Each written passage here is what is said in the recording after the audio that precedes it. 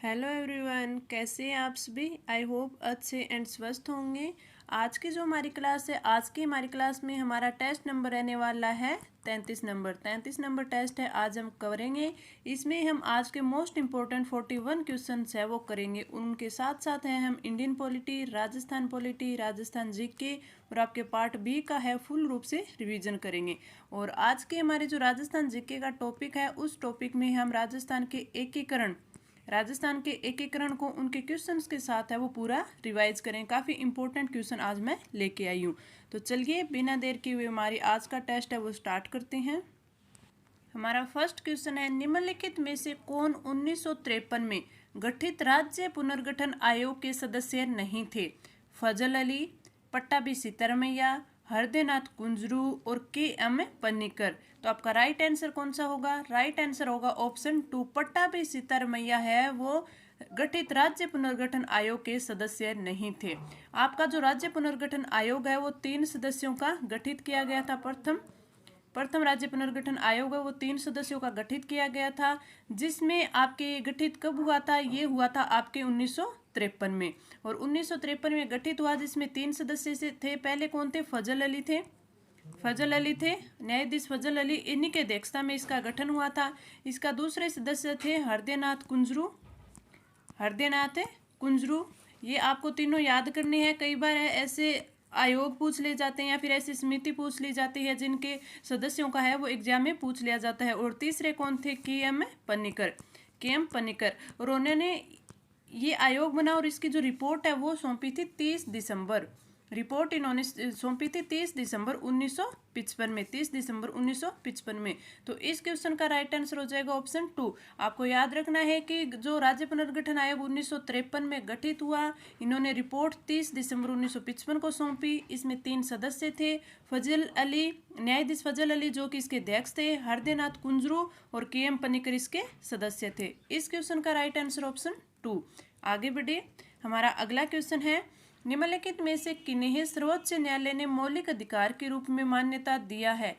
आवास का अधिकार, विदेश यात्रा का अधिकार, समान कार्य के लिए समान वेतन का अधिकार। तो आपका राइट आंसर कौन सा हो जाएगा? आवास का अधिकार और विदेश यात्रा का अधिकार है, ये सर्वोच्च न्यायालय के मौलिक अधिकार के रूप में मान्यता दिया गया है। तो राइट आंसर 1 और 2 यानी ऑप्शन ए का आपका राइट आंसर हो जाएगा। आगे बढ़े, हमारा अगला क्वेश्चन है, राजस्थान नगरपालिका अधिनियम 2009 के अंतर्गत आपात स्थिति के मामले में किसे असाधारण शक्तियां दी जाती है? मुख्य नगरपालिका अधिकारी को, महापौर, जिलाधीश और जिला मजिस्ट्रेट को। तो आपात की स्थिति में किन्हें दी जाती है?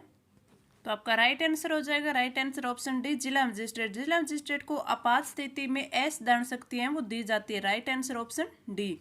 आगे बढ़े, हमारा अगला क्वेश्चन है, निम्नलिखित में से कौन सा राजस्थान विधानसभा के प्रोटेम अध्यक्ष यानी प्रोटेम स्पीकर, अध्यक्ष, उपाध्यक्ष रहे हैं? पूनम चंद बिश्नोई, निरंजन नाथ आचार्य, शांतिलाल चपलोत और परशुराम मदेरना। तो आपका राइट आंसर हो जाएगा ऑप्शन है फर्स्ट, पूनम चंद बिश्नोई है वो राजस्थान विधानसभा के प्रोटेम स्पीकर, अध्यक्ष और उपाध्यक्ष तीनों रह चुके हैं। तो राइट आंसर ऑप्शन ए। आगे बढ़े, हमारा अगला क्वेश्चन है, भारत सरकार ने 5 जनवरी 1949 को सिरोही का प्रशासन है को सौंप दिया था? मध्य प्रदेश को, बम्बई को, गुजरात को और राजस्थान को। तो आपका राइट आंसर हो जाएगा ऑप्शन 2। भारत सरकार ने 5 जनवरी 1949 को सिरोही का प्रशासन है वो मुंबई सरकार को सौंप दिया था। अगर हम हमारे राजस्थान के एकीकरण में अगर सिरोही की बात करें तो सिरोही भी मत्स्य संघ की तरह है। ये थोड़ा सा विवाद में रहा था। जैसे मत्स्य संघ है, इसमें ये हुआ था कि इसे यूपी में यानी उत्तर प्रदेश में मिलाया जाए, राजस्थान में मिलाया जाए। इसके लिए इनके जो अलवर और जो आपके भरतपुर इनके जो व्यक्ति थे, जहाँ की जो जनसंख्या थी, उनसे वो पूछा गया था, जनमत संग्रह करवाया गया था कि आप किस में मिलना चाहते हो, राजस्थान में या उत्तर प्रदेश में। उसी प्रकार जो अगर सिरोही की बात करें तो सिरोही का भी 2 बार है वो राजस्थान में विलय हुआ है। अगर अब आपने छठे चरण की बात करें, छठे चरण में इसके आबू व दिलवाड़ा 2 तहसीलों को छोड़कर, और तो पूरा जो सिरोही था 2 तहसीलों को छोड़कर दिलवाड़ा पूरा 2 ये पूरे 2 तहसील थे, इनको छोड़कर पूरे सिरोही को है वो राजस्थान में विलय कर दिया गया था। कब? छठे चरण में। लेकिन फिर बाद में है वो 7वें चरण में आबू दिलवाड़ा को भी अपने राजस्थान में मिला दिया गया। इस प्रकार अगर आपसे अगर पूछ भी ले तो ऐसी कौन सी रियासत मान लिया, कुछ भी मान ले कि किसका 2 बार विलय हुआ है, तो सिरोही का है अपने राजस्थान में 2 बार विलय हुआ है। छठे चरण में हुआ है जिसमें आबू दिलवाड़ा को छोड़कर शेष सिरोही को मिला दिया गया था, और 7वें चरण में है वो आबू दिलवाड़ा को भी राजस्थान में मिला दिया गया था। ये बात ये थी कि जब जो अपने गृह मंत्री थे सरदार वल्लभ भाई पटेल है, वो पहले सिरोही को है वो कहाँ मिलाना चाहते थे, वो पहले वो सिरोही को बम्बई प्रांत में मिलाना चाहते थे। अब आप सोच रहे हो कि बम्बई या गुजरात में क्या करे, तो जो जिस टाइम ये एकीकरण हुआ था उस टाइम बम्बई प्रांत था। उसके बाद है वो बम्बई प्रांत से महाराष्ट्र और गुजरात बने, तो उस टाइम क्या था, बम्बई प्रांत था। तो आपको राइट आंसर कौन सा करना है, बम्बई प्रांत करना है। राइट ऑप्शन है 2। और उसके बाद है फिर आपके अगर 7वें चरण की बात करें तो उसमें आबू और दिलवाड़ा जो कि सिरोही की तहसीलें थी, और कौन सा, और आपके जो ये तो अपने राजस्थान में मिला दिए गए थे। और मध्य प्रदेश के मंदसौर जिले की जो मानपुर तहसील थी उससे सुनेल टप्पा ये क्षेत्र है, सुनेल टप्पा इसको, और अजमेर मेरवाड़ा क्षेत्र को भी राजस्थान में मिला दिया गया था। राजस्थान से निकला कौन था, जो झालावाड़ का सिरोन क्षेत्र है, झालावाड़ का जो सिरोन क्षेत्र है उसे मध्य प्रदेश में मिला दिया गया था। उसे किसमें, मध्य प्रदेश में मिला दिया गया, झालावाड़ का सिरोन क्षेत्र। तो ये 3-4 चीजें आपको अच्छे से ध्यान में रखनी है कि सिरोही का 2 बार राजस्थान में विलय हुआ था। पहला हुआ था छठे चरण में, दूसरा हुआ 7वें चरण में। और इस क्वेश्चन का राइट आंसर ऑप्शन 2। आगे बढ़े, हमारा अगला क्वेश्चन है, किसी अपराध के अभियुक्त को स्वयं अपने विरुद्ध गवाह बनने के लिए बाध्य नहीं किया जा सकता। भारतीय संविधान के किस अनुच्छेद में यह प्रावधान है? अनुच्छेद 20(3) में, अनुच्छेद 21 में, अनुच्छेद 22 में, अनुच्छेद 74 में। तो आपका राइट आंसर कौन सा हो जाएगा? Right answer option A. मैंने कल आप अपने टेस्ट में इस क्वेश्चन पे बात की थी, जिसमें मैंने आपको अनुच्छेद 20 के बारे में बताया था कि अनुच्छेद 20 में एक तो 20(1) है, 20(2) है और 20(3) है। तीनों के बारे में अपने को डिटेल से बताया था। और 20(3) में ये दे रखा था कि जो अभियुक्त है वो स्वयं के खिलाफ है कोई भी साक्ष्य है अगर प्रस्तुत करने के लिए उसे विवश नहीं किया जा सकता। तो आपका राइट आंसर ऑप्शन ए। आगे बढ़े, हमारा अगला क्वेश्चन है कि राजस्थान नगरपालिका अधिनियम 2009 के अंतर्गत निम्न में से कौन सा उचित प्राधिकरण किसी भी क्षेत्र को नगरपालिका घोषित करने के लिए सशक्त है? मुख्य नगरपालिका अधिकारी, केंद्र सरकार, राज्य सरकार या फिर राज्य के राज्यपाल? तो आपका राइट आंसर कौन सा हो जाएगा? राइट आंसर हो जाएगा ऑप्शन सी। राज्य सरकार है वो किसी भी क्षेत्र को नगरपालिका घोषित कर सकती है। नगरपालिका का कोई भी क्षेत्र है उसे बाहर कर सकती है। किसी भी क्षेत्र को अंदर, यानी किसी भी गांव को अगर वो नगरपालिका के अधिकार क्षेत्र में या उसकी जो भी कंडीशन होती है वो टर्म्स एंड कंडीशन पूरी करता है तो उसे नगरपालिका घोषित किया जा सकता है। या फिर एक नगरपालिका को 2 भागों में विभाजित किया जा सकता है। ये सब करने की जो शक्ति है वो किसकी है? राज्यपाल के। यानी जो परिसीमन वो कौन करता है? ये राज्य सरकार करती है, और फिर बाद में इसे राजपत्र में प्रकाशित करती है। उसके बाद राजपत्र में प्रकाशित होने के बाद वो जो क्षेत्र होगा वो नगरपालिका घोषित हो जाएगा। अगर वो पहले से घोषित है और उसे विघटित किया है तो वो 2 अलग अलग भागों में आ जाएगा, और उसे समाप्ति किया है तो वो उस बाद से राजपत्र में प्रकाशित होने के बाद से वो नगरपालिका नहीं रहेगा। तो ये सब किस में है? ये नगरपालिका को घोषित करने की शक्ति है वो किसमें? राज्य सरकार में है। और ये आपकी धारा 3 में दिया हुआ है, धारा 3 में नगरपालिका का परिसीमन। आगे बढ़े, हमारा अगला क्वेश्चन है, किसी विधेयक पर संवैधानिक उपबंध के तहत राज्यपाल की सिफारिश अपेक्षित थी, किंतु बिना राज्यपाल की सिफारिश उसे राजस्थान विधानसभा में पुनः स्थापित किया गया और उसे पारित करके राज्यपाल को भेज दिया। अब आगे क्या हो सकता है? जहां राज्यपाल अनुमति देता है तो वह अधिनियम अविधिमान्य नहीं होगा। राज्यपाल संवैधानिक प्रावधानों के अतिक्रमण के आधार पर अनुमति देने से इनकार कर सकता है।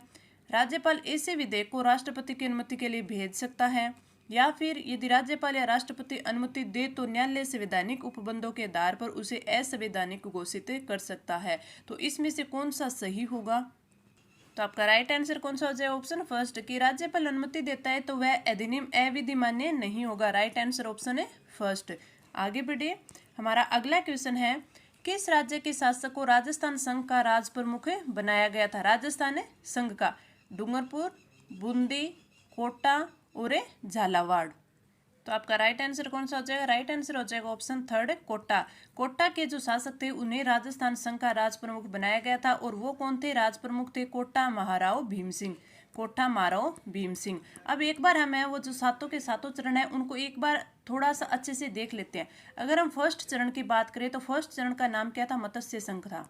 क्या था? मत्स्य संघ था। और मत्स्य संघ था, इसका एकीकरण कब हुआ था? 18 मार्च 1948 को। 18 मार्च 1948 को। अगर इसमें राजधानी की बात करें तो राजधानी कौन सी थी? राजधानी थी इसमें अलवर को राजधानी बनाया गया था। लेकिन इसमें आप याद रखिएगा कि अलवर को राजधानी बनाया गया था, लेकिन राज प्रमुख की बात करें, राज्य प्रमुख की बात करें तो वो राज प्रमुख कौन थे?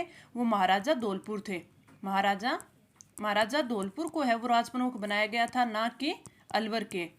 धौलपुर को राज प्रमुख बनाया गया था। अगर यहाँ पे प्रधानमंत्री की बात करें कि इसमें प्रधानमंत्री कौन बने थे, तो इसमें प्रधानमंत्री शोभाराम कुमावत बने थे। शोभाराम कुमावत बने थे। शोभाराम कुमावत बने थे। तो इन चीजों को आपको एक एक बार रिवीजन कर लेना है।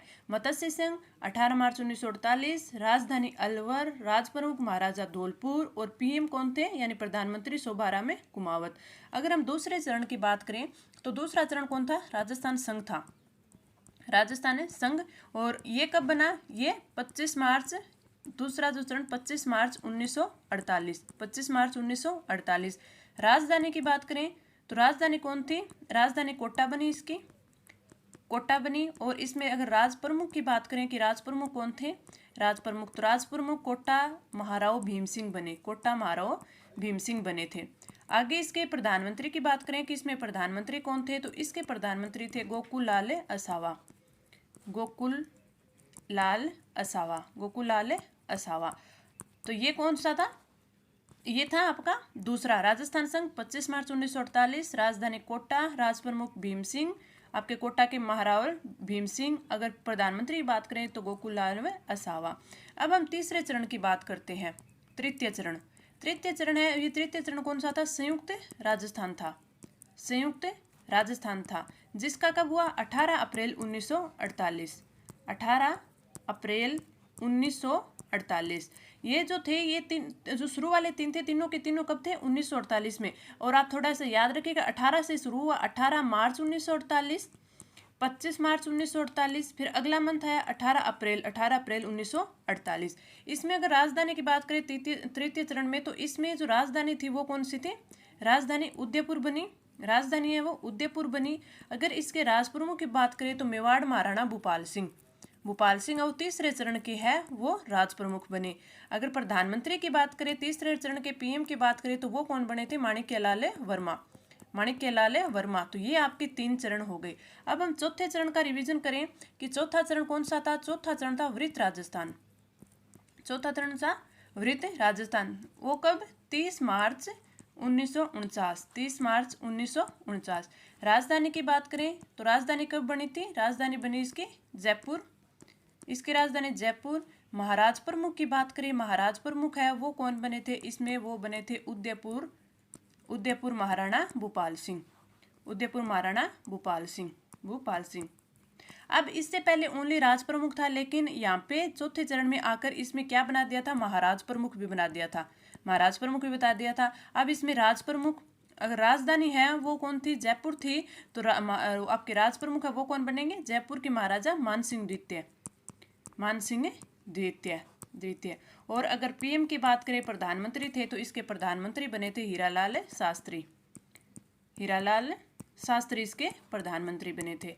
अगर अब आगे हम चौथे चरण की बात कर ली, वृत्त राजस्थान 30 मार्च 1949, राजधानी जयपुर, महाराज प्रमुख पूछ ले आपसे तो उदयपुर के महाराणा भूपाल सिंह, और राज प्रमुख है वो जयपुर महाराजा मानसिंह द्वितीय, प्रधानमंत्री हीरालाल शास्त्री। पांचवें चरण की बात करें तो पांचवा चरण कौन सा था? संयुक्त वृत्त राजस्थान था। संयुक्त वृत्त राजस्थान पांचवा चरण था। कब बना? 15 मई 1949 को। 15 मई 1949 को। राजधानी वही, फिर राजधानी वही जयपुर। जयपुर। और इसमें महाराज प्रमुख सेम ही थे। आपके महाराज प्रमुख उदयपुर के महाराणा भूपाल सिंह, राज प्रमुख जयपुर के मानसिंह द्वितीय, प्रधानमंत्री वही फिर हीरालाल शास्त्री। अगले की हम बात करें छठे चरण की, तो छठा चरण कौन सा था? वो राजस्थान बन चुका था।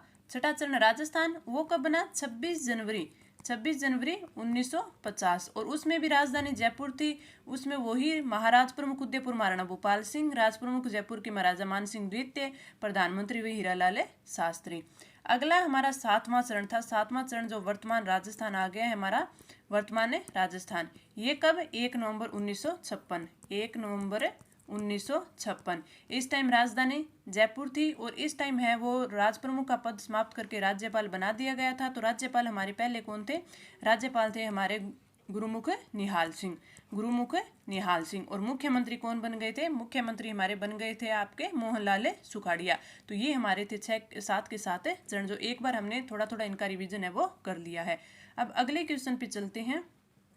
तो हमारा अगला क्वेश्चन है, भारतीय संविधान के अंतर्गत निम्नलिखित अधिकारों में से कौन सा एक अधिकार सभी व्यक्तियों को प्राप्त है? विधि के समान संरक्षण का अधिकार, भेदभाव के विरुद्ध अधिकार, स्वतंत्रता का अधिकार और सांस्कृतिक एवं शैक्षणिक अधिकार। तो आपका राइट आंसर हो जाएगा ऑप्शन ए, विधि के समान संरक्षण का अधिकार। Right answer option A. आगे बढ़े, हमारा अगला क्वेश्चन है, राजस्थान नगरपालिका अधिनियम 2009 के अनुसार राज्य निर्वाचन आयोग द्वारा दंडित हर व्यक्ति को एक अवधि के लिए किसी भी नगरपालिका के सदस्य के रूप में चयनित करने या सदस्य बने रहने के लिए अयोग्य घोषित किया जाएगा। इस अवधि को कितने समय तक बढ़ाया जा सकता है? 6 वर्ष, 10 वर्ष, 5 वर्ष और 1 वर्ष। तो इसमें पूछा है कितने वर्ष तक बढ़ाया जा सकता है। तो आपका राइट आंसर हो जाएगा ऑप्शन ए, 6 वर्ष। 6 वर्ष तक ना तो फिर वो आगे चुनाव लड़ सकता है, अगर वो है सदस्य भी नहीं रह सकता। तो आपका राइट आंसर ऑप्शन है ए। आगे बढ़े, हमारा अगला क्वेश्चन है, न्यायाधीशों की नियुक्ति की कोलेजियम प्रणाली का आरंभ है वो किस वर्ष से हुआ था? 1984, 1993, 1995 और 1999। इसका राइट आंसर होगा ऑप्शन 4 है 1999। Right answer option 4। इसमें आपसे एक क्वेश्चन पूछा जा सकता है, वो क्वेश्चन किससे बनेगा? 99वां संविधान संशोधन।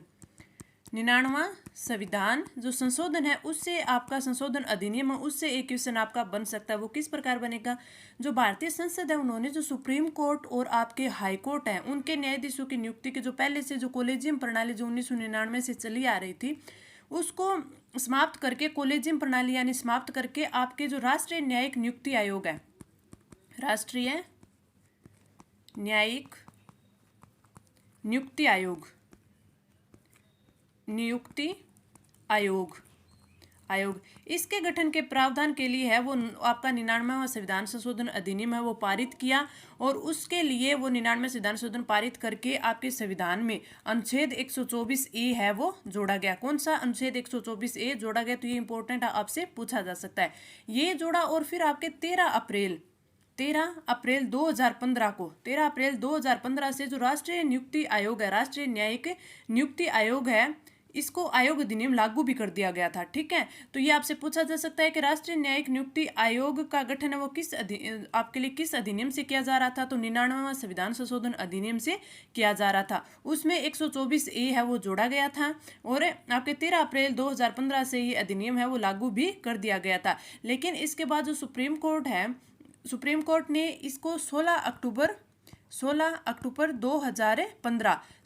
2015 ने सुप्रीम कोर्ट की जो एक संविधान पीठ ने इस संशोधन अधिनियम को रद्द कर दिया।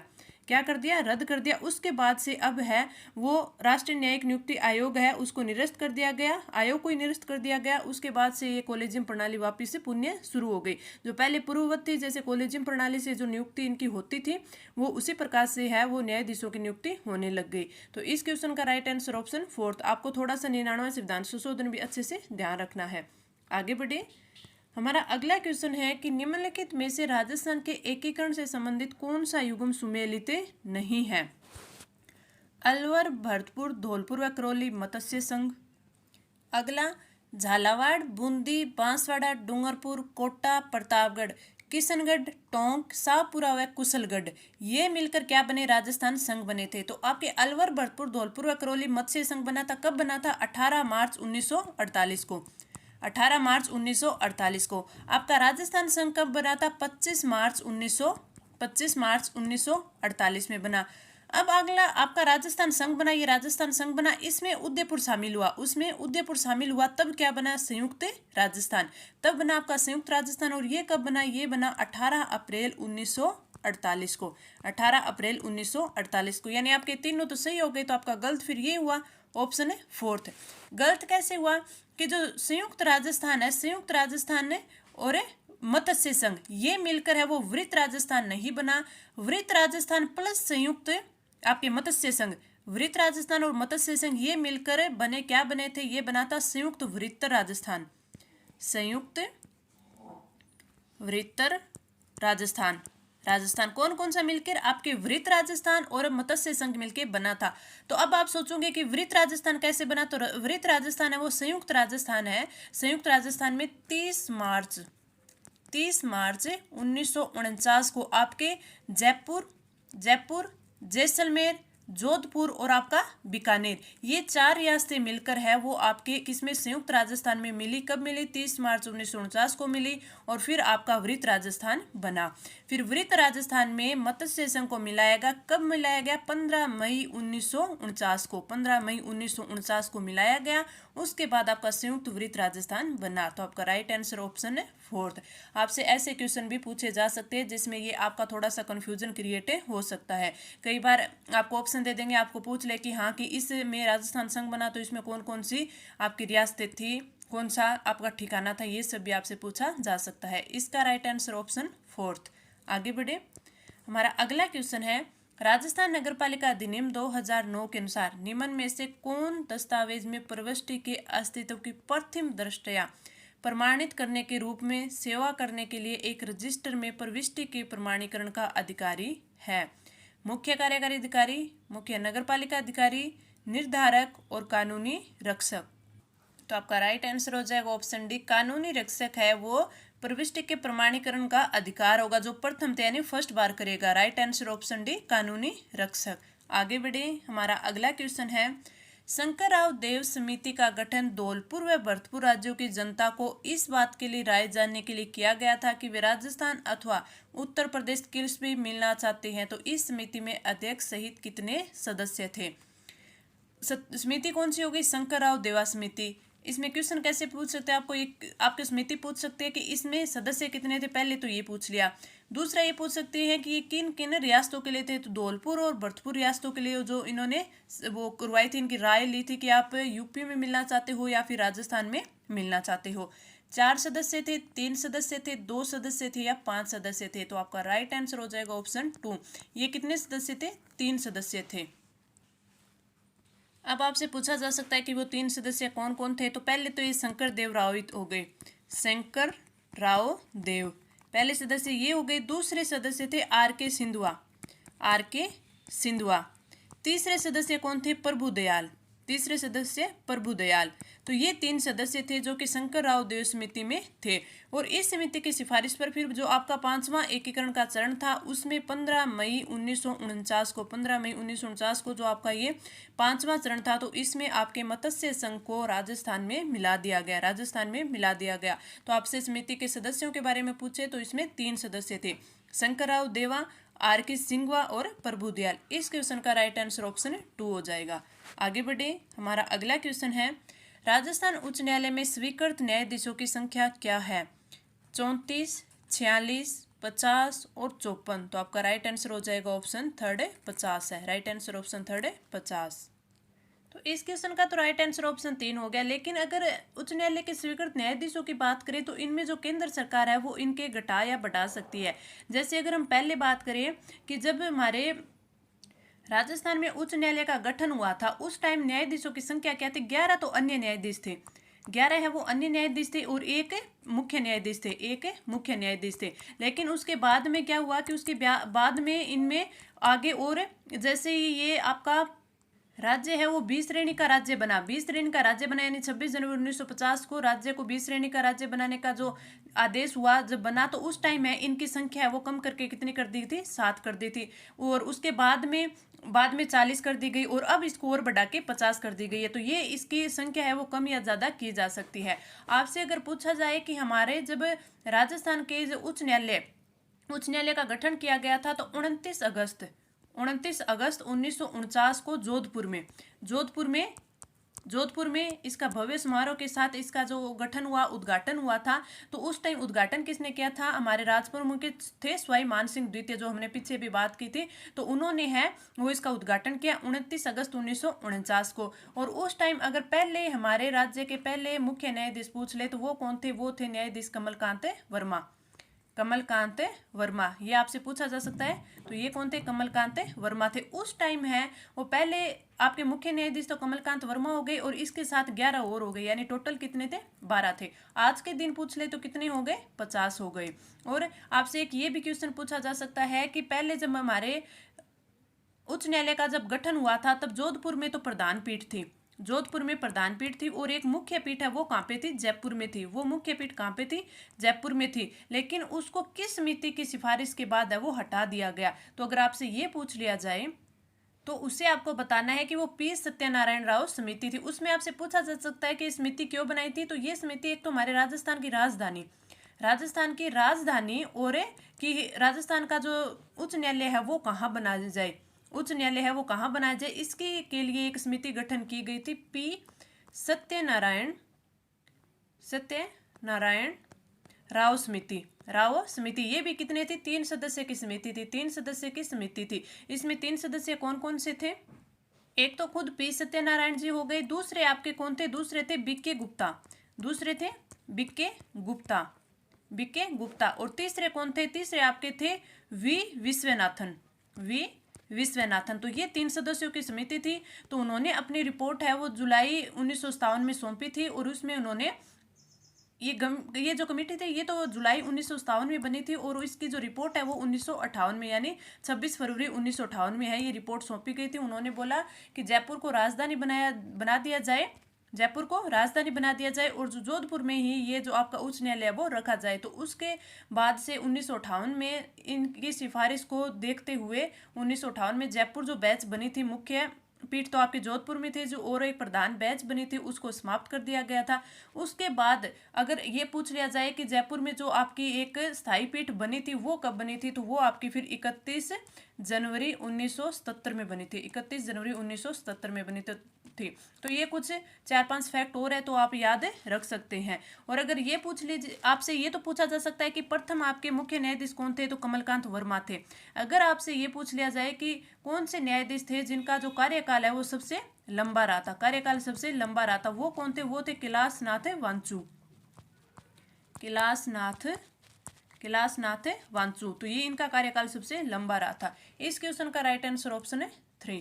आगे बढ़े, हमारा अगला क्वेश्चन है कि मत्स्य संघ के निर्माण से संबंध निम्न में से कौन सा कथन है वो असत्य है? मत्स्य संघ का निर्माण राजस्थान के एकीकरण का प्रथम चरण था, बिल्कुल सही। मत्स्य संघ नाम के एम के मुंशी द्वारा दिया गया था, बिल्कुल सही।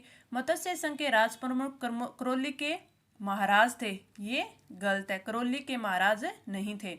मत्स्य संघ के प्रधानमंत्री शोभाराम कुमावत थे, ये भी बिल्कुल सही है।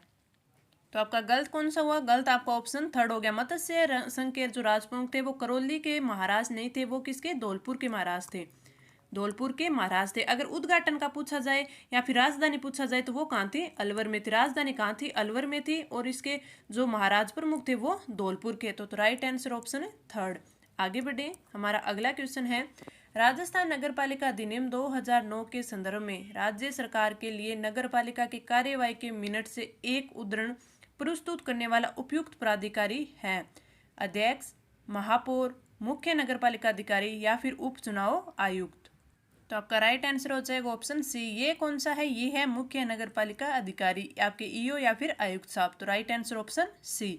आगे बढ़े, हमारा अगला क्वेश्चन है कि राजस्थान में नए जिलों के गठन के प्रस्ताव पर विचारार्थ उच्च स्तरीय समिति के अध्यक्ष हैं आदर्श किशोर, मीनाक्षी हुजा, परमेश चंद्र और रवि माथुर। तो आपका राइट आंसर ऑप्शन 3 परमेश चंद्र। आगे बढ़े, हमारा अगला क्वेश्चन है उच्च न्यायालय के न्यायाधीश के संबंध में निम्नलिखित कथनों पर विचार कीजिए। वह राष्ट्रपति द्वारा नियुक्त होता है, उसे पद की शपथ राज्य के राज्यपाल द्वारा दिलाई जाती है, वह अपना त्यागपत्र भारत के मुख्य न्यायमूर्ति को देता है। तो इनमें से आपका सही कौन कौन सा है? पहला, वह राष्ट्रपति द्वारा नियुक्त होता है, बिल्कुल सही है। उसे पद की शपथ राज्य के राज्यपाल द्वारा दिलवाई जाती है, ये भी बिल्कुल सही है। वह अपना त्यागपत्र भारत के मुख्य न्यायमूर्ति को नहीं देता, त्यागपत्र वो किसे देता है? राष्ट्रपति को देता है। तो यानी आपके फर्स्ट और सेकंड सही है, यानी ऑप्शन फर्स्ट है वो आपका बिल्कुल सही है। आगे बढ़े, हमारा अगला क्वेश्चन है 25 मार्च 1948 को गठित राजस्थान संघ में निम्नलिखित देशी रियासतों का कौन सा सुमेलित नहीं था? कौन सा सुमेलित नहीं था? पहले ऑप्शन में दिया हुआ है कोटा, बूंदी, झालावाड़, शाहपुरा, बिल्कुल सही है।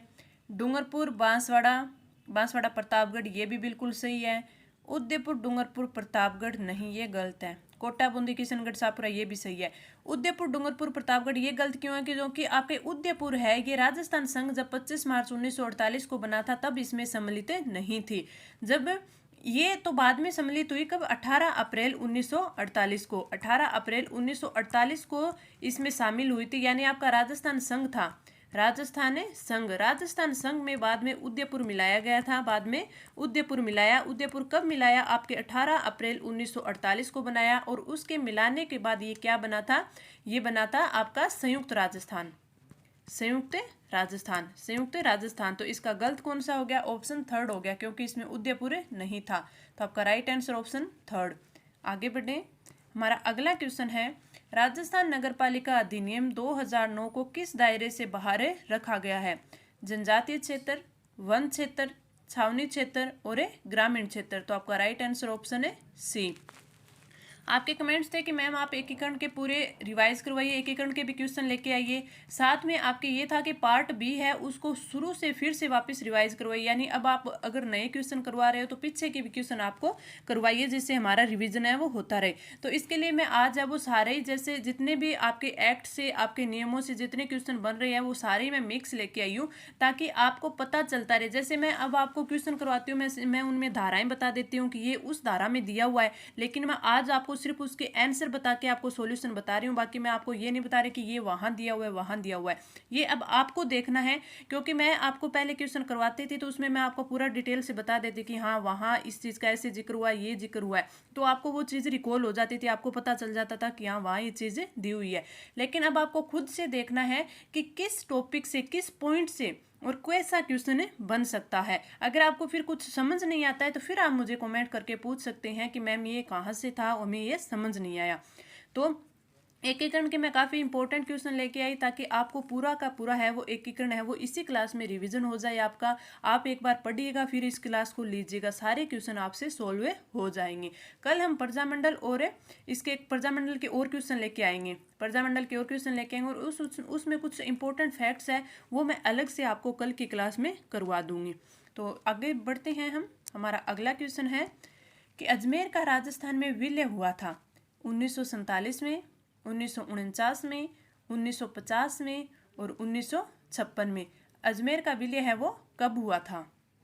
तो इसका तो आपको पता ही है, राइट आंसर हो जाएगा ऑप्शन फोर्थ, क्योंकि आपका 7वां चरण जो 1 नवंबर 1956 था उसमें आपके अजमेर मेरवाड़ा क्षेत्र को राजस्थान में मिला दिया गया था। उस टाइम राज्य का जो पुनर्गठन आयोग था फजल अली की अध्यक्षता में, तो उनकी सिफारिशों पर जो सिरोही के 2 क्षेत्र थे, यानी 2 तहसीलें थी, आबू व दिलवाड़ा, एक तो ये तहसीलें थी, और साथ में आपके कौन सा था? अजमेर मेरवाड़ा क्षेत्र था, उसको 1 नवंबर 1956 को जो एकीकरण हुआ था उसमें राजस्थान में मिला दिया गया। तो आपका राइट आंसर ऑप्शन है फोर्थ।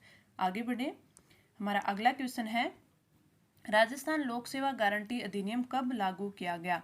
14 नवंबर 2011, 31 अक्टूबर 2011, 21 मई 2011 और 2 अक्टूबर 2011। तो आपका राइट आंसर कौन सा हो जाएगा? 14 नवंबर 2011 को राजस्थान लोक सेवा गारंटी अधिनियम में लागू किया गया था। तो राइट आंसर ऑप्शन ए। आगे बढ़े, हमारा अगला क्वेश्चन है किसने माउंट आबू के राजस्थान में विलय में महत्वपूर्ण योगदान दिया है? हीरालाल शास्त्री, सिद्धराज ढड्डा, गोकुल भाई भट्ट और विश्व मोहन भट्ट। तो आपका राइट आंसर हो जाएगा ऑप्शन थर्ड। गोकुल भाई भट्ट है, उनका काफी ज्यादा योगदान था माउंट आबू को राजस्थान में विलय करवाने का। तो राइट आंसर ऑप्शन थर्ड। और इसमें गोकुल भाई भट्ट की इतनी अहम भूमिका थी कि जो आबू रोड और दिलवाड़ा है, जो माउंट आबू के जो आबू रोड है और दिलवाड़ा है, उनको जो हमारे पटेल साहब थे वो बम्बई प्रांत में मिलाना चाहते थे। बम्बई प्रांत में क्यों मिलाना चाहते, जो अभी वर्तमान की अगर अपने गुजरात की बात करें तो वो गुजरात में मिलाना चाहते थे, लेकिन उसमें क्या था, बम्बई प्रांत था। क्योंकि जो आबू रोड जो दिलवाड़ा है, ये दोनों है को जो मुख्य पर्यटन केंद्र है, इसलिए जो हमारे पटेल साहब थे वो इन्हें बम्बई प्रांत में मिलाना चाहते थे। लेकिन जो हमारे राजस्थान के लोग थे उन्होंने काफ़ी ज़्यादा इसका विरोध किया। इनका विरोध करने के कारण उन्होंने नारा भी दिया था गोकुल भाई भट्ट के लिए कि जो गोकुल भाई बिना राजस्थान नहीं चल सकता, राजस्थान नहीं चल सकता। तो फिर उन्होंने, पटेल जी ने क्या किया कि सिरोही के जो 80 गाँव थे, उनका विलय वो राजस्थान में कर दिया, लेकिन फिर भी उन्होंने आबू और दिलवाड़ा को नहीं दिया। फिर उन्होंने बोला कि राजस्थान वालों को तो गोकुल भाई चाहिए थे, हमने उनको दे दिया, यानी 80 गांव दे दिया है। लेकिन उसके बाद भी इनके काफ़ी ज़्यादा प्रयासों के बाद है वो आबू और दिलवाड़ा को हमारे राजस्थान में वापिस से विलय कर दिया गया। तो राइट आंसर ऑप्शन सी यानी थर्ड। आगे बढ़े, हमारा अगला क्वेश्चन है, राजस्थान नगरपालिका अधिनियम 2009 में नगरपालिका वित्त और नगरपालिका निधि का वर्णन कौन से अध्याय में किया जाता है? 3, 4, 5 और 6। तो आपका राइट आंसर हो जाएगा ऑप्शन थर्ड, अध्याय 5 में। अध्याय 5 में क्या दिया हुआ है? आपके नगरपालिका है, नगरपालिका वित्त एवं निधि, नगरपालिका का वित्त एवं निधि है वो अध्याय 5 में दिया गया है। और अगर इसमें हम धाराओं की बात करें तो धारा 76 से लेकर 89A तक इसमें दिया गया है, 89A तक इसमें दिया गया है। तो राइट आंसर ऑप्शन थर्ड।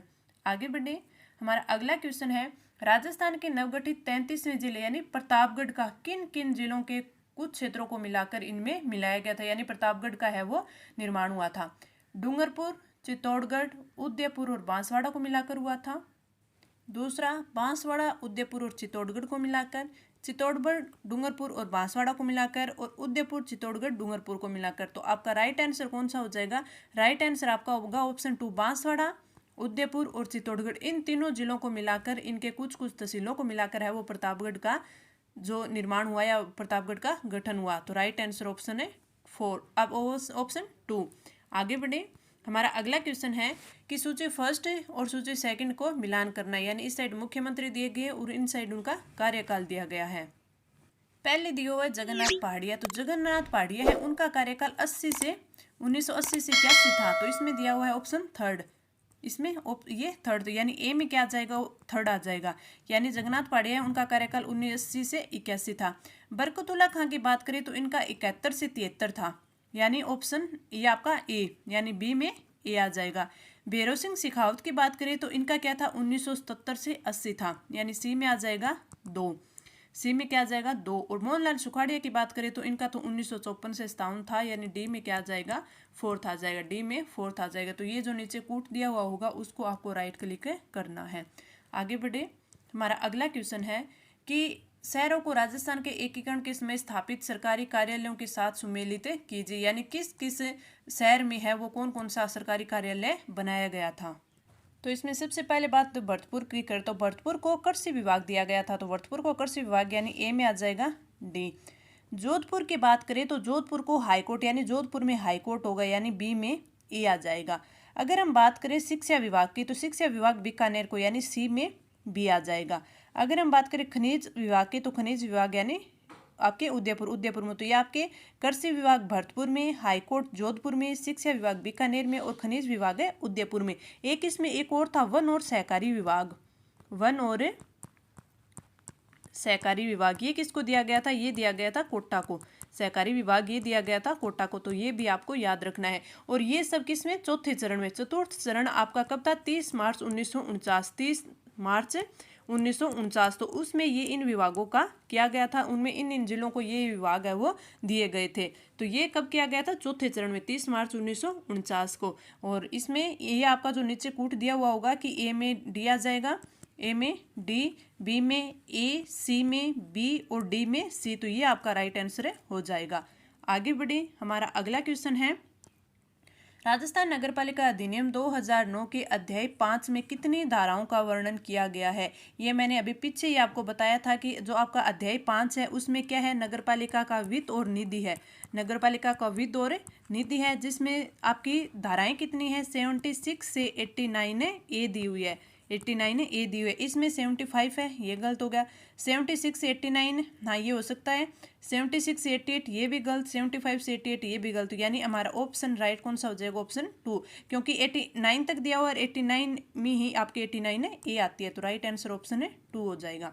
आगे बढ़े, हमारा अगला क्वेश्चन है कि राजस्थान नगरपालिका अधिनियम 2009 की धारा 76 के अंतर्गत राज्य वित्त आयोग के क्या क्या कार्य हैं। नगरीय निकायों की वित्तीय स्थिति को सुधारने के लिए आवश्यक अधू उपायों के बारे में पुनर्विलोकन करना, नगरपालिका की सुदृढ़ वित्तीय स्थिति के हित में राज्य वित्तीय आयोग को निर्दिष्ट किए गए किसी भी अन्य विषय के बारे में राज्यपाल को सिफारिश करना, राज्य की संचित निधि में से नगरपालिकाओं के साहित्य अनुदानों के बारे में पुनर्विलोकन करना और उपरोक्त सभी। तो आपका राइट आंसर क्या हो जाएगा, राइट आंसर ऑप्शन 4 हो जाएगा। अगर आपसे पूछ ले कि राज्य वित्त आयोग का है वो कौन सी धारा में जिक्र है, तो आपकी धारा 76 में राज्य वित्त आयोग दिया गया है। भारतीय संविधान में पूछ ले तो भारतीय संविधान के किस अनुच्छेद में, तो आपके अनुच्छेद 243 में है वो क्या दिया गया है, राज्य वित्त आयोग दिया गया है। तो ये आपको ध्यान रखना है। और आपकी धारा 76 में उसमें बताया गया है कि जो राज्य वित्त आयोग है वो नगर पालिकाओं की वित्तीय जो स्थिति की समीक्षा करके राज्यपाल को सिफारिशें करेगा। कौन कौन सी जो ये आपकी दी हुई है सिफारिश करेगा। और साथ में इसमें यह भी दिया हुआ है कि जो राज्य वित्त आयोग है, राज्य वित्त आयोग है के द्वारा जो सिफारिशें की गई है उनकी जो कार्यवाही के जो ज्ञापन होंगे वो किसके सामने दिए जाएंगे, ज्ञापन सहित राज्य विधानमंडल के सामने रखा जाएगा। राज्य विधानमंडल के सामने है ये सब सिफारिशें हैं वो ज्ञापन के सहित है वो रखी जाएंगी। तो इस क्वेश्चन का तो राइट आंसर हो जाएगा ऑप्शन है 4।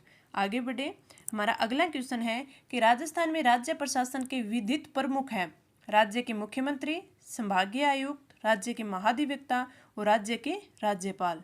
तो आपके राइट आंसर हो जाएंगे ऑप्शन 4, राज्य के राज्यपाल। राइट आंसर ऑप्शन है 4। आगे बढ़े, हमारा अगला क्वेश्चन है कि 2 क्षेत्रों के विलय के साथ 1956 में राजस्थान का एकीकरण पूरा हुआ था, तो वे कौन कौन से थे।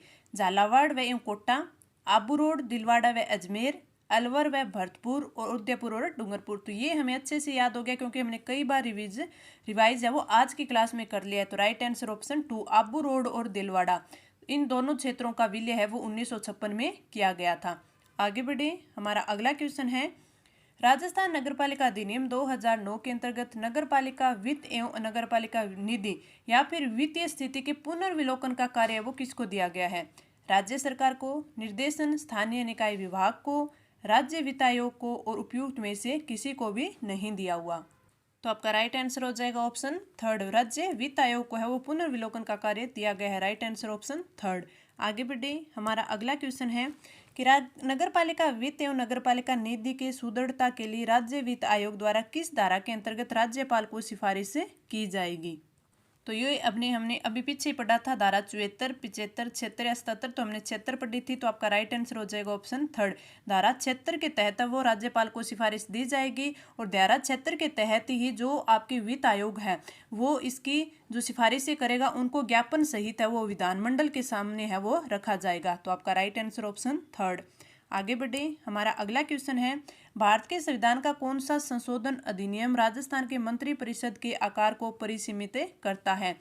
89वां संशोधन जो कि 2003 में हुआ, 95वां संशोधन 2009 का, 91वां संविधान संशोधन 2003 का और 75वां संशोधन 1993 का। तो आपका राइट आंसर कौन सा हो जाएगा, राइट आंसर हो जाएगा ऑप्शन 3, संविधान संशोधन जो 91वां है उसके तहत परिसीमित किया गया है। तो इस 91वें संविधान संशोधन में क्या बोला गया है कि इसके अनुसार जो मुख्यमंत्री हो गए यानी मुख्यमंत्री सहित यानी सीएम के सहित है वो मंत्रिपरिषद की कुल संख्या, मंत्री परिषद की जो कुल संख्या है वो आपकी विधानसभा की कुल सदस्य संख्या के विधानसभा के जो कुल सदस्य संख्या उससे 15% से अधिक नहीं होनी चाहिए। ये किस में दिया है, 91वें संविधान संशोधन में दिया हुआ है। तो राइट आंसर ऑप्शन है 3। आगे बढ़े, हमारा अगला क्वेश्चन है भारत की आज़ादी के समय राजपूताना की देशी रियासतों की संख्या कितनी थी। 25, 19, 22 और 29। तो आपका राइट आंसर क्या हो जाए, राइट आंसर ऑप्शन 2, 19 तो देशी रियासतें थी, उसके साथ ही आपके 3 हैं वो ठिकाने थे यानी चिपशिप थे। 3 ठिकाने कौन कौन से थे, एक तो कुशलगढ़ था, दूसरा लावा और तीसरा था नीमराणा। ये 3 ठिकाने थे। उसके साथ ही एक चीफ कमिश्नर था, वो कौन था, अजमेर मिरवाड़ा। अजमेर मेरवाड़ा था। अगर आपसे क्या पूछे, आपसे देशी रियासतें पूछे तो देशी रियासतें 19 थी, 3 हैं वो आपके ठिकाने थे और एक आपका चीफ कमिश्नरेट था। तो Ajmer Merwara right answer option 2। आगे बढ़े, हमारा अगला क्वेश्चन है राजस्थान नगरपालिका अधिनियम 2009 की धारा 76 के अंतर्गत राज्य वित्त आयोग के नगरपालिका वित्त एवं नगरपालिका के संबंध में क्या कार्य है। राज्य द्वारा उद्ग्रणीय ऐसे करों, शुल्क, पथ करों और फीसों के शुद्ध आगमों के जो राज्य और नगरपालिकाओं के बीच विभाजित किए जाए उनके बीच वितरण, बिल्कुल सही। सभी स्तरों की नगरपालिकाओं के बीच करों, शुल्कों, टोल टैक्सों, फीसों के शुद्ध आगमों को उनके भाग का आवंटन करना, बिल्कुल सही। करों, शुल्कों, पथ करों, फीसों के शुद्ध आगमों का अवधारण करना, ये भी सही। तो इसका राइट आंसर क्या हो जाएगा, ऑप्शन है फोर्थ। ऑप्शन है फोर्थ है, इसके तीनों के तीनों ये सही दिए हुए हैं धारा 76 के अंतर्गत। तो आपका राइट आंसर ऑप्शन फोर्थ। आगे बढ़े, अगला क्वेश्चन है कि राजस्थान के राज्यपाल में निम्न में से कौन सी शक्ति निहित नहीं है। विधानसभा को आहूत करने की, विधानसभा को स्थगित करने की, और विधानसभा का विघटन करने की, और विधानसभा के सत्रावसान की। तो आपका राइट आंसर हो जाएगा ऑप्शन 2। जो राज्यपाल है, राज्यपाल विधानसभा को आहूत कर सकते हैं, विधानसभा का विघटन और सत्रावसान कर सकते हैं, लेकिन विधानसभा को स्थगित नहीं कर सकते। तो राइट आंसर आ जाएगा ऑप्शन 2। स्थगित कौन सा कर सकता है, स्थगित आपका विधानसभा स्पीकर, विधानसभा का जो अध्यक्ष है वो इसे स्थगित कर सकते हैं, विधानसभा के अध्यक्ष। तो आपका राइट आंसर कौन सा हो जाएगा, ऑप्शन है 2। आगे बढ़े, हमारा अगला क्वेश्चन है राजस्थान नगरपालिका अधिनियम 2009 की धारा 76 के अंतर्गत राज्य वित्त आयोग द्वारा की गई प्रत्येक सिफारिश उस पर की गई कार्यवाही के स्पष्टीकारक ज्ञापन सहित किसके समक्ष रखी जाएगी। यह मैंने अभी आपको रिवीजन के बाद 2 बार बताया, किसके समक्ष, राज्य विधानमंडल के समक्ष रखी जाएगी। तो राइट आंसर ऑप्शन 2। मैं जो क्वेश्चन लेके हूँ अब जैसे आपके अध्याय 5 के लेके आई हूँ, अध्याय 5 में मैंने आपको 76 जो धारा है उसमें देखो आपके 4 से 5 क्वेश्चन बना दिए। तो आप इस प्रकार देखिए कि इन धाराओं से कैसे कैसे क्वेश्चन बन सकते हैं। तो हमने आज ही के में कितने क्वेश्चन, ओनली धारा 76 में ही 4 से 5 क्वेश्चन कर लिए। तो ऐसे ऐसे क्वेश्चन इस प्रकार के फॉर्मेशन से आपके बन सकते हैं। Right answer option 2। आगे बढ़े, हमारा अगला क्वेश्चन है नवीन प्रोटोकॉल के अंतर्गत अब राजस्थान के राज्यपाल को निम्नलिखित अभिवादन से संबोधित किया जाता है। ऑनरेबल अंग्रेजी में तथा माननीय राज्यपाल तथा राज्यपाल महोदय हिंदी में, द मोस्ट ऑनरेबल अंग्रेजी में तथा अति माननीय हिंदी में, हिज या हर एक्सीलेंसी अंग्रेजी में तथा महामहिम हिंदी में, हिज या हर रॉयल हाइनेस अंग्रेजी में तथा महाराजा धीराज या महारानी धीराज है वो किसमें, हिंदी में। तो आपका राइट आंसर कौन सा हो जाएगा, राइट आंसर ऑप्शन फर्स्ट हो जाएगा। अंग्रेजी में राज्यपाल को ऑनरेबल कहा जा सकता है और आपके हिंदी में क्या बोला जा सकता है, माननीय राज्यपाल या फिर राज्यपाल महोदय बोला जा सकता है। अब आप ये सोचेंगे कि ऐसा क्वेश्चन भी आता है कि ये क्वेश्चन है आपके सेकंड ग्रेड में आया हुआ है। सेकंड ग्रेड का एग्जाम जब आपका 2016 की सेकंड ग्रेड भर्ती थी जो कि आपका एग्जाम 2017 में आया था, उसमें ये क्वेश्चन पूछा हुआ था। तो इस प्रकार के क्वेश्चन भी बन सकते हैं। अगर सेकंड ग्रेड में आ सकता है तो ईयूआरओ में भी आ सकता है। तो इस क्वेश्चन का राइट आंसर ऑप्शन ए। ये मैंने मोस्ट इंपोर्टेंट 41 क्वेश्चन है आपको अच्छे से एक्सप्लेनेशन के साथ है वो करवा दिए हैं। अगर आपको क्लास अच्छी लगी तो आप लाइक करें, अपने फ्रेंड्स के साथ शेयर करें। आप जितना शेयर करेंगे, जितना बच्चे इससे जुड़ेंगे, मुझे उससे बहुत ज़्यादा मोटिवेशन मिलेगा और मैं आपके लिए और ज़्यादा अच्छा कंटेंट है वो प्रोवाइड आपको करवा पाऊंगी। तो मिलते हैं अगली क्लास में हमारे अगले टेस्ट में और बेहतरीन कंटेंट के साथ। तो इस क्लास में इतना ही, धन्यवाद।